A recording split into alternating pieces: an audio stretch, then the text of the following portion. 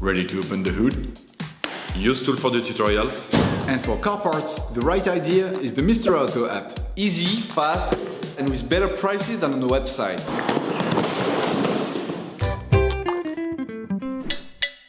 You will find the Mylar tie rod ends used in the video through the link in the description. Turn your engine off and pull up the handbrake. Loosen the stud bolts on the front wheels. To change the tie rod end on your vehicle, you'll need to remove the wheels to gain full access to the steering system. Lift the front of the vehicle. Place the vehicle on the axle stands. We strongly suggest watching the tutorial, raising your vehicle safely before carrying out this step.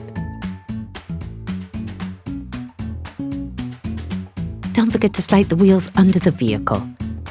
As the components to be removed are very often seized up, don't hesitate to brush and to use penetrating oil to facilitate the operation.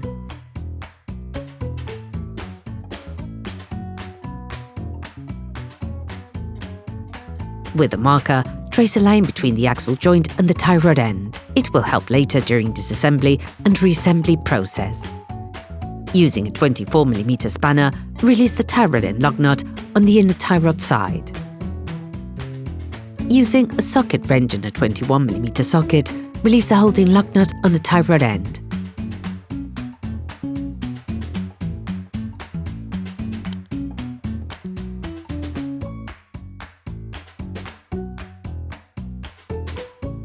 If you don't have a ball joint puller, take a hammer and hit the lock nut hard just at the end of the threading. The ball joint should move away from the pivot. Only tap on the tie rod end pivot if you're changing the tie rod end. Otherwise, you risk damaging the threading. Paying close attention to the point of reference, unscrew the tie rod end, counting the number of turns necessary to extract the tie rod end.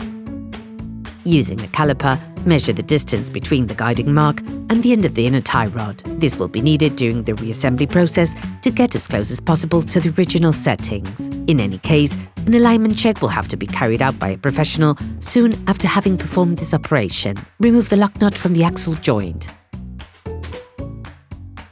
All parts used in this tutorial are supplied by our trusted partners. These partners also help us create as many video tutorials as possible. Check them out in the description below. You can find the Mylar parts and products used in the video through the link in the description. Take the new tie rod end and unscrew the lock nut supplied with it.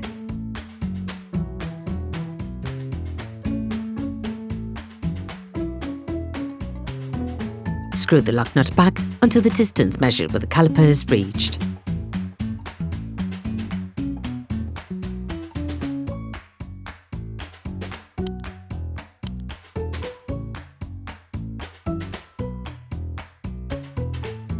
Put the tie rod end back in place, making the same number of turns as counted during disassembly.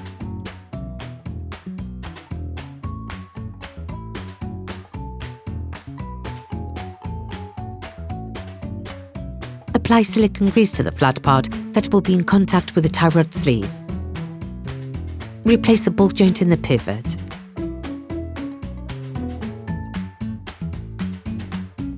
Put the lock nut supplied with new part in place and tighten it using a 22mm wrench, a socket wrench and a 6mm Allen socket.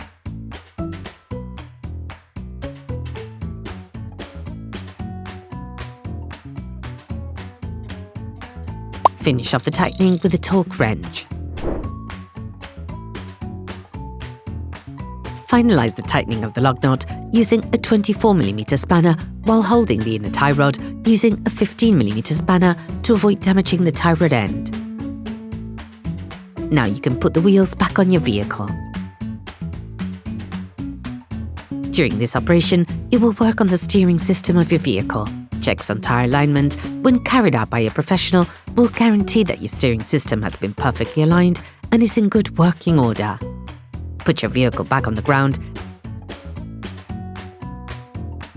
and fix the wheels in place properly.